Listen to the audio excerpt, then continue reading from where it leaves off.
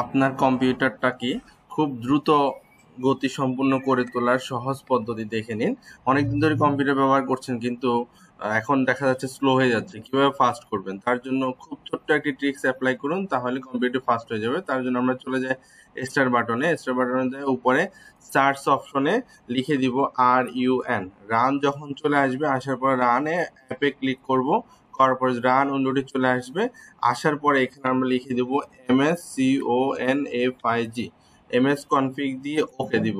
ওকে দেওয়ার পরে যে উইন্ডোটি আসবে সেখানে ডান পাশে দেখা যাচ্ছে ট্যাবে বুট বুট অপশনে ক্লিক করব। বুট অপশনে ক্লিক করার পরে অ্যাডভান্স অপশনে ক্লিক করব।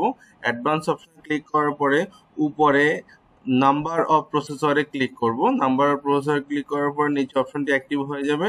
এখানে আমরা 4টা প্রসেসর দিয়ে দেবো। আমাদের একটা প্রসেসর আছে, আমরা 4টা প্রসেসর দিয়ে দিব। 4টা প্রসেসর দিয়ে দিলে স্পিড অনেক হাই হয়ে যাবে।